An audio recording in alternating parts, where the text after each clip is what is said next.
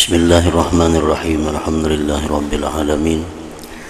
Wassalatu wassalamu ala asyrafil anbiya wal mursalin Sayyidina Muhammadin wa ala alihi wa sahbihi ajmain. Pasal kedua pada menyebutkan beberapa karamat wali-wali dan keistimewaan mereka.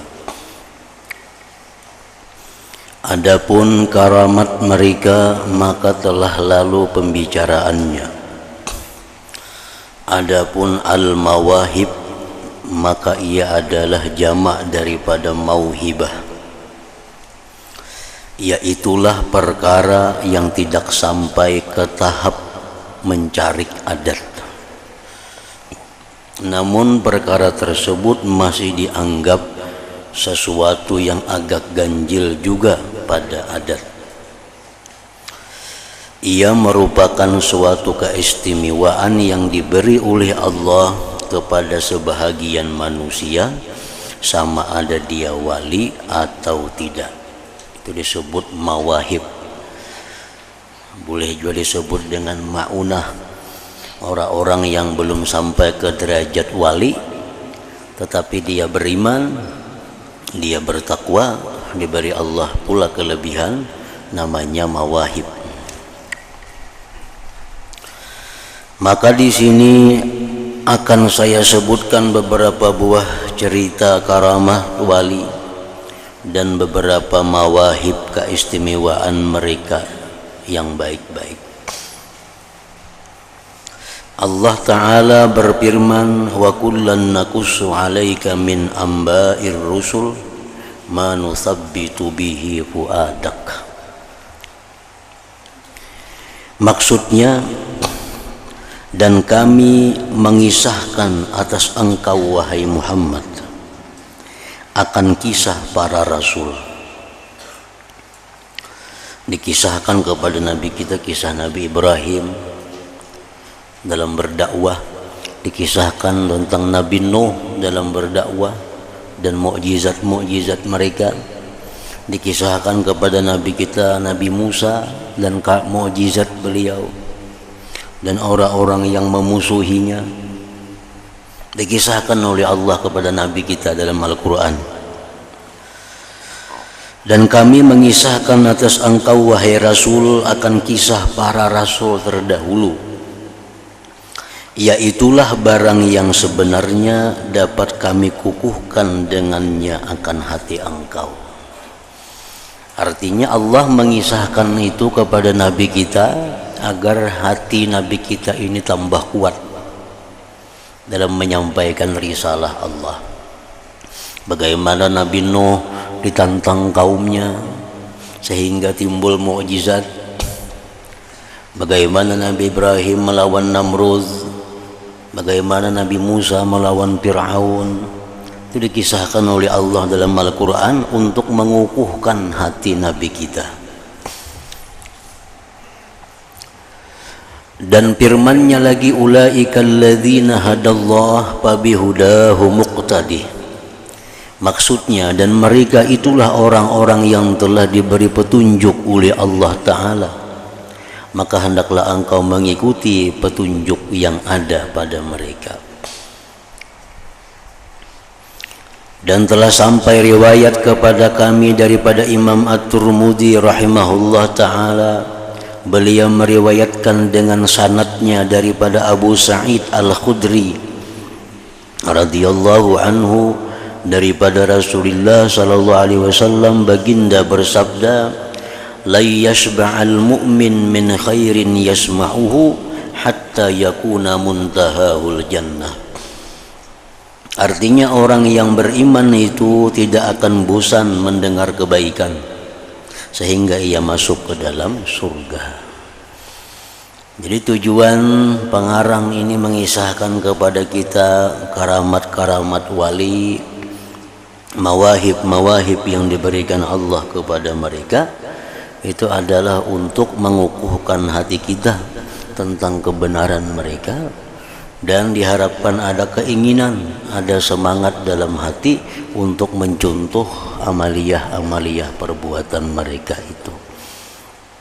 Sebenarnya itu tujuan dibaca manakib, Fakih Muqaddam, dibaca manakib Abdul Qadir Al-Jilani, dibaca manakib Syekh Saman dan lainnya. Tujuannya adalah dibaca manakib itu untuk menggugah hati pendengar agar pertama mengakui kebenaran mereka, bahwa mereka di jalan yang benar. Nah, kemudian menggugah hati agar cinta kepada mereka, agar bisa mengikuti amal-amaliyah mereka itu. Itu tujuan kenapa membaca manakib itu disuruh, kenapa membaca manakib itu dianjurkan. Ya tadi, agar supaya kita mencintai mereka, agar kita meyakini kebenaran mereka dan mengikuti amaliyah mereka itu. Hikayat pertama, karamat atau keistimewaan Umar bin Hani. Imam At-Tirmidzi rahimahullah ta'ala ada meriwayatkan bahwasanya Umar bin Hani sembahyang setiap hari sebanyak 1000 rakaat, dan beliau bertasbih sebanyak 100.000 kali tasbih setiap harinya. Nah, itu karamat. Karena orang hampir-hampir kada akan bisa melakukan seperti itu. Sembahyang 1000 rakaat sehari. Tasbih pulang subhanallah, subhanallah itu 100.000 sehari. Hanya orang-orang yang terhormat, orang-orang mulia yang diberi Allah kemampuan demikian. Nah, jadi itu karamat. Bahkan karamat ini lebih istimewa daripada karamat bisa berhilang, daripada karamat bisa terabang, lebih mulia daripada karamat bisa jalan di banyu. Karena itu bisa dilakukan oleh orang-orang kafir. Orang kafir bisa jadi berhilang. Ada orang kafir yang bisa berhilang. Taulah, bukan ninja. Bisa berhilang tanpa didatangnya. Padahal orangnya ada Islam. Nah, tapi kalau sudah sembahyang 1000 rakaat sehari, baca tasbih 100.000, nah ini maka kada bisa, kada orang beriman. Maka orang beriman pun orang-orang yang sudah dipilih oleh Allah yang bisa demikian itu. Hikayat kedua, karamat Abu Muslim Al-Khawlani rahimahullah ta'ala. Telah meriwayatkan Asy-Syaikh Abdul Baqa Al-Hafiz daripada Atha berkata, ia telah berkata istri Abu Muslim Al-Khawlani rahimahullah ta'ala, wahai Abu Muslim, ujar nang bini ni, tidak ada di rumah kita gandum pada hari ini. Kita hari ini kehabisan beras. Lalu Abu Muslim berkata kepada istrinya, dan sesuatu apa yang ada di sisimu? Istrinya menjawab, hanya ada 1 dirham saja. Hanya ada 1 dirham bisi duit. Daripada hasil kami menjual 1 helai kain tenunan. Lalu Abu Muslim berkata, berikan uang itu kepadaku, dan aku bawa ke sini 1 bekas tempat untuk mengisi gandum. Abu Muslim terus pergi ke pasar, dan berhenti di hadapan kedai toko seorang yang menjual makanan.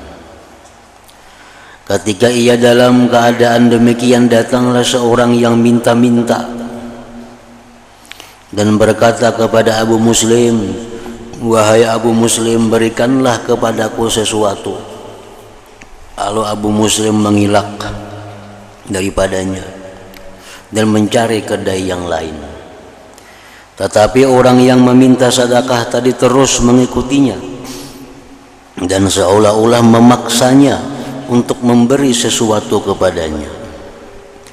Ketika peminta sedekah tadi mendesaknya, Abu Muslim memberikan uang yang 1 dirham tadi kepadanya. Kemudian Abu Muslim berpikir, apa yang akan dibawa balik ke rumahnya. Lalu ia pergi ke tempat lunggukan sampah kayu. Ke tempat potongan-potongan sampah kayu. Maka Abu Muslim terus saja mengambil potongan-potongan kayu itu dan memasukkannya ke dalam bekas yang dibawanya. Tadi dengan dicampurkan sedikit tanah. Jadi bakul wadah gandum tadi buati potongan-potongan kayu dicampur lawan tanah. Setelah itu Abu Muslim terus balik ke rumahnya dan mengetuk pintu rumahnya, sedangkan hatinya sangat takut dari pertanyaan istrinya. Ketika istrinya membuka pintu rumah, Abu Muslim melemparkan bekas yang berisi potongan-potongan kayu tadi di tepi pintu. Lalu beliau terus meninggalkan rumahnya. Apabila istrinya membuka bekas tersebut, ia mendapatinya penuh berisi dengan gandum hawari, sejenis gandum yang paling baik. Kemudian istrinya membuat roti. Apabila hari sudah larut malam, Abu Muslim balik ke rumahnya. Lalu ia mengetuk pintu rumahnya. Dan apabila beliau duduk, istrinya membawa kepadanya satu hidangan yang terdiri daripada roti tepung hawari. Abu Muslim merasa heran lalu bertanya, "Di mana kamu mendapatkan roti ini?" Istrinya menjawab, "Daripada tepung yang engkau bawa balik siang tadi." Lalu Abu Muslim pun memakan roti tersebut sambil beliau menangis terseduh-seduh. Nah, ini contoh karamat. Artinya bakul yang diisi dengan potongan-potongan kayu dicampur tanah, akhirnya digantikan Allah isinya menjadi gandum yang paling baik gandumnya. Maka alangkah baiknya cerita ini dan banyak sekali faidah yang terkandung di dalamnya. Abu Muslim Al-Khawlani itu ialah Abdullah bin Sawab ngaran sidin. Berasal dari negeri Yaman dan tinggal di negeri Syam di suatu kampung yang bernama Daria. Beliau adalah di antara tabi'in, orang yang berguru dengan sahabat, orang yang berguru dengan sahabat Nabi, yang terkenal dengan zuhud, ibadah dan saleh. Dan beliau telah dikaruniakan Allah karamat-karamat yang zahir dan ahwal yang tinggi-tinggi. Beliau Abu Muslim Al-Khawlani masuk Islam di zaman Rasulullah sallallahu alaihi wasallam. Masuk Islam di zaman Rasulullah sallallahu alaihi wasallam lagi. Tetapi ketika beliau dalam perjalanan pergi ke Madinah untuk menemui Rasulullah, tiba-tiba Rasulullah sallallahu alaihi wasallam meninggal dunia. Jadi beliau tidak sempat bertemu dengan baginda Rasul sallallahu alaihi wasallam. Beliau hanya sempat bertemu dengan Sayyidina Abu Bakar, Sayyidina Umar dan sahabat-sahabat lainnya radhiyallahu anhum. Makanya itu Abu Muslim ini disebut termasuk golongan tabi'in, karena bertemunya hanya dengan sahabat-sahabat. Dengan Nabi kada sempat bertemu. Beliau di pertengahan jalan mau bertemu Nabi, Nabi wafat.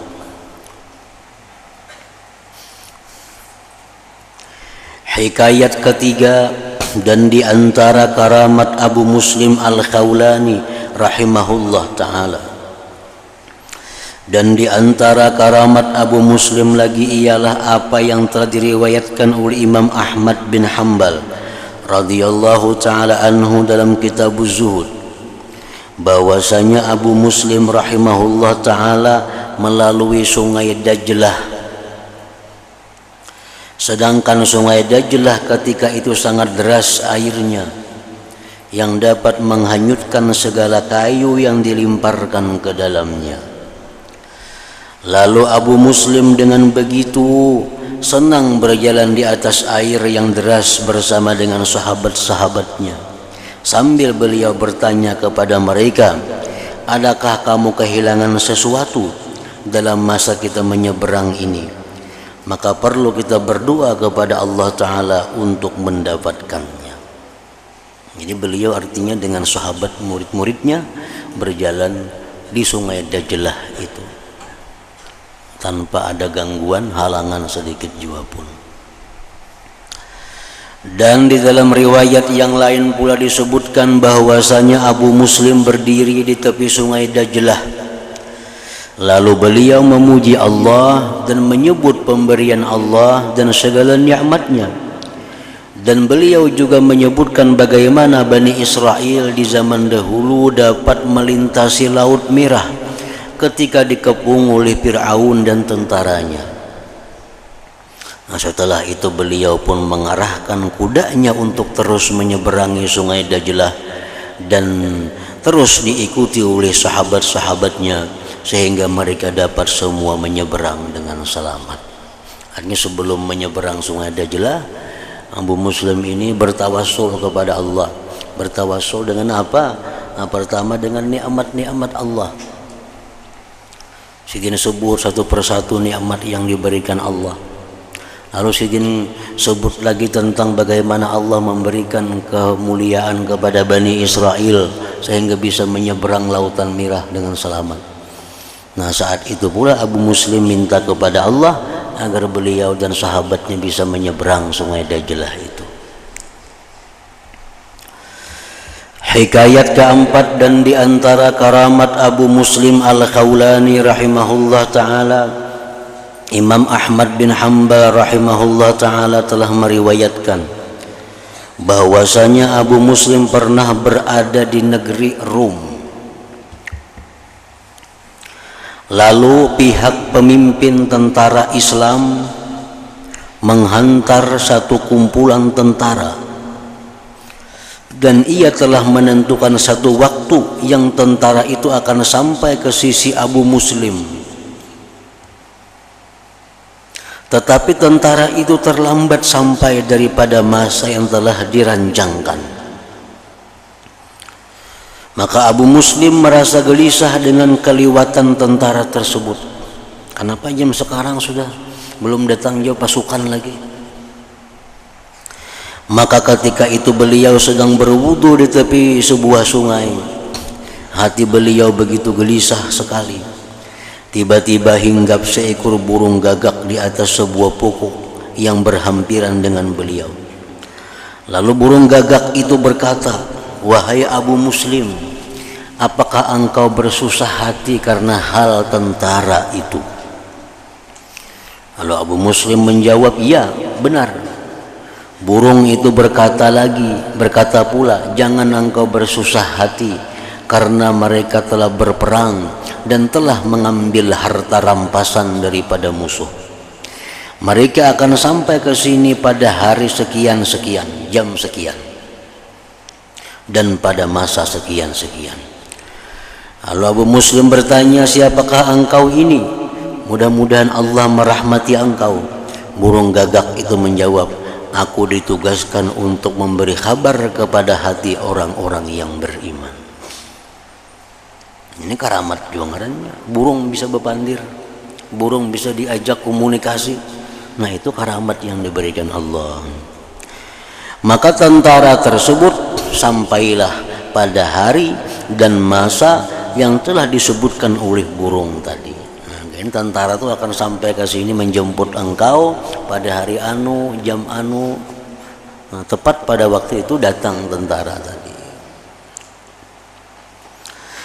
Hikayat kelima dan di antara karamat Abu Muslim Al-Khawlani rahimahullah ta'ala telah meriwayatkan oleh Imam Ahmad bin Hanbal rahimahullah ta'ala lagi bahwasanya Abu Muslim sedang duduk bercakap-cakap bersama dengan sahabat-sahabatnya, para tentara yang sedang berperang di negeri Ar-Rum.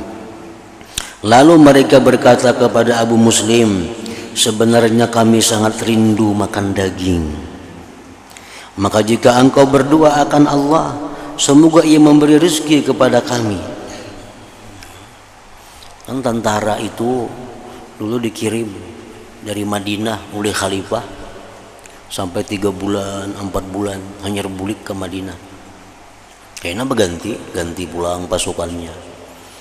Ini zaman berperang zaman Nabi itu seperti itu. Misal tentara ini orang 30 atau orang 100 atau orang 1000 dikirim, ditugaskan untuk memerangi negeri anu, kayaknya 3 bulan 4 bulan hanya rebulikan. Jadi selama itu mereka hanya berkimah di padang-padang pasir guringan. Nah, di antara pasukan itu ada Abu Muslim Al-Khawlani umpat berperang itu. Lalu ujar sahabat-sahabat lain, sahabat-sahabat Sidin, kita lawas kada makan daging nih, makan gandum aja hari-hari, lawas kada makan daging. Berdoa apa engkau, mudahan Allah memberi kita rezeki. Lalu Abu Muslim berdoa, ya Allah, sesungguhnya engkau telah mendengar permintaan mereka dan engkau berkuasa memberi apa yang mereka minta. Sebaik saja doa itu dipanjatkan oleh Abu Muslim, tiba-tiba mereka dilintasi oleh seekor kijang. Tiba-tiba datang ada kijang menyerah diri. Maka mereka pun mengepungnya sehingga mereka dapat menangkapnya dan akhirnya mereka dapat memakannya. Nah, makan daging kijang. Ini karamat Abu Muslim Al-Khawlani tentang mustajab doa Sidin. Hikayat ke-6 dan di antara karamat Abu Muslim Al-Khawlani rahimahullah ta'ala telah meriwayatkan oleh Imam Ahmad bin Hanbal rahimahullah ta'ala bahwasanya di zaman Khalifah Muawiyah radhiyallahu anhu orang ramai sedang ditimpa kemarau yang panjang. Lalu Sayyidina Muawiyah radhiyallahu ta'ala anhu mengajak orang ramai untuk sembahyang istisqa, sembahyang minta hujan. Apabila orang ramai sudah sampai ke tanah lapang yang merupakan tempat mereka sembahyang, lalu Muawiyah radhiyallahu taala anhu berkata kepada Abu Muslim, sembahyang istisqa itu sembahyang khusus untuk minta hujan, kayak sembahyang hari raya, cuma kalimat-kalimatnya berbeda. Jadi sembahyang istisqa itu di tanah lapang. Dianjurkan bahwa sebelum sembahyang istisqa itu masyarakat diminta puasa, diminta untuk segera bertobat seluruh kampung. Nah, sudah bertobat, sudah puasa, kayaknya pada hari yang ditentukan seluruh masyarakat berkumpul di tanah lapang. Di tanah lapang itu dibawahi semuaan, kakanakan nang halus dibawa, orang tua nang bapapah dibawa, orang tua nang betanduk dibawa ke tanah lapang semuaan. Binatang-binatang, ayam, kucing, kambing dibawa juga ke tanah lapang semuaan. Manusia berkumpul di situ sembahyang minta hujan.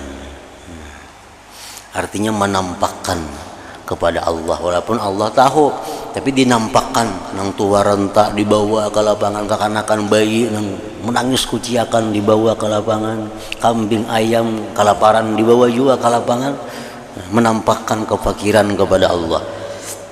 Lalu sembahyang di situ minta hujan.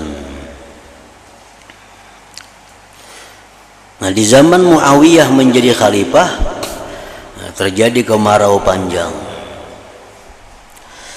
Apabila orang ramai sudah sampai ke tanah lapang yang merupakan tempat mereka sembahyang, lalu Muawiyah radhiyallahu taala anhu berkata kepada Abu Muslim, engkau telah melihat keadaan mereka yang sangat buruk sekali, maka berdoalah akan Allah untuk mereka. Lalu Abu Muslim menjawab, apakah saya yang akan berdoa? Sedangkan saya adalah orang yang sangat taksir. Kemudian beliau berdiri dan ketika itu beliau memakai kupiah.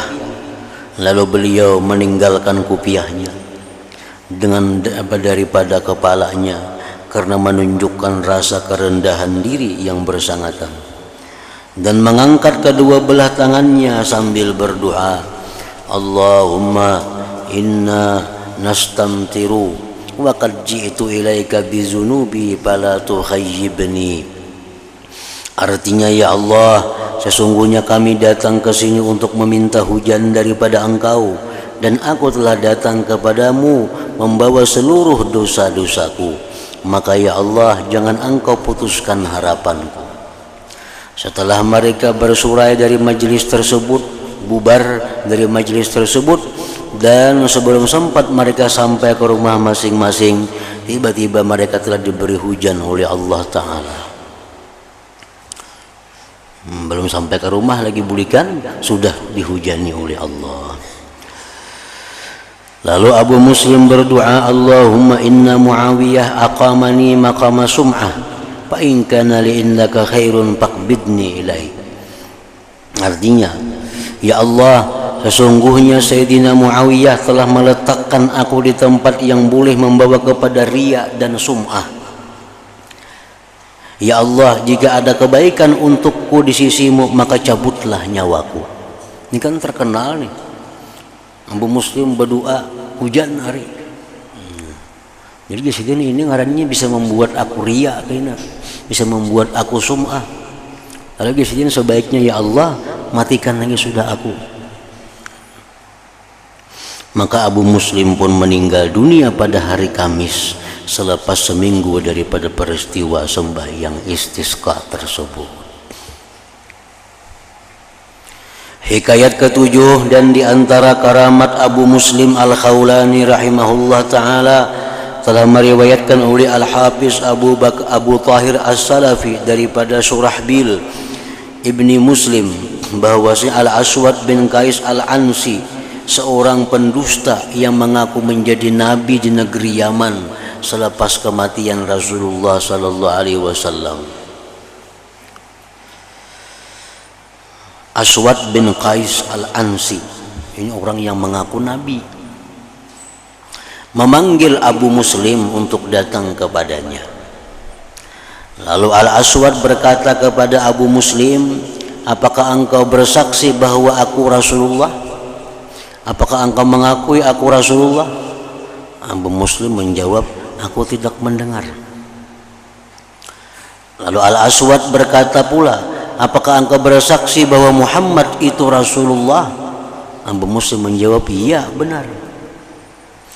Al-Aswad mengulangi perkataan seperti itu beberapa kali, dan Abu Muslim memberikan jawaban yang sama.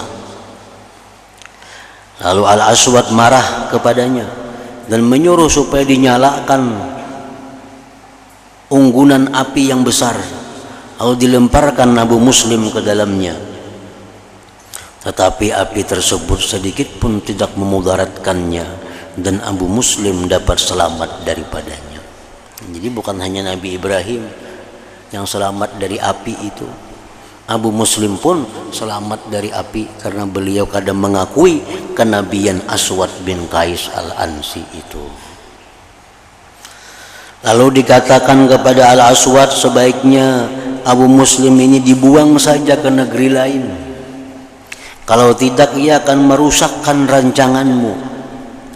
Lalu Aswad memerintahkan supaya Abu Muslim pergi meninggalkan negeri Yaman, dan beliau pun terus sahaja menuju ke Madinah Al-Munawwarah.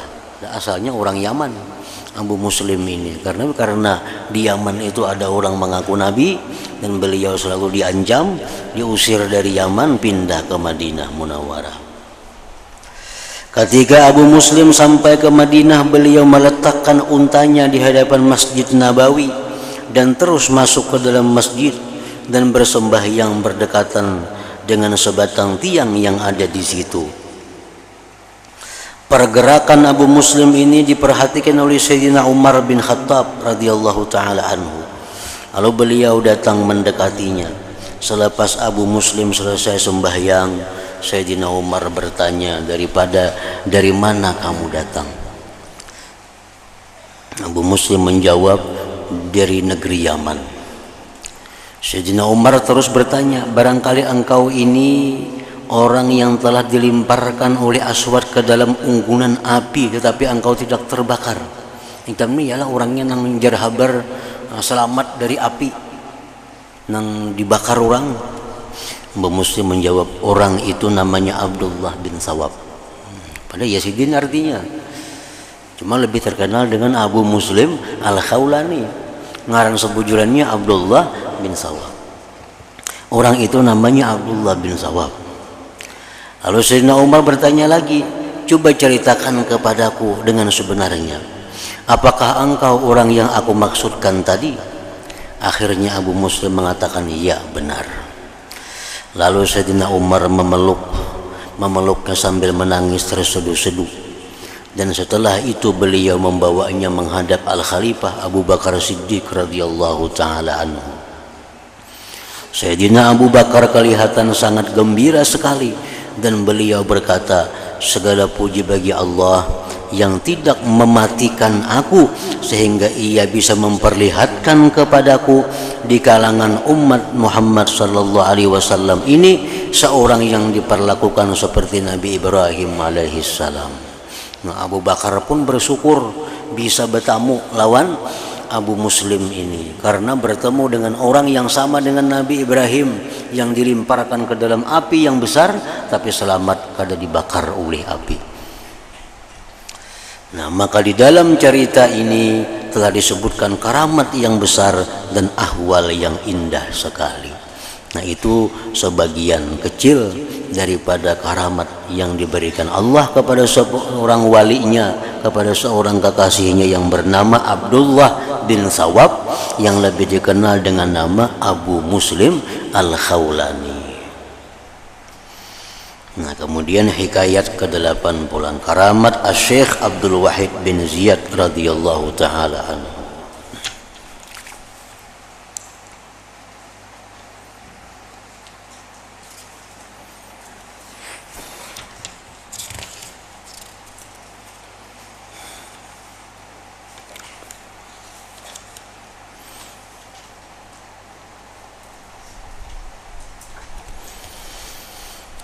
حضرة النبي صلى الله عليه وسلم الفاتحة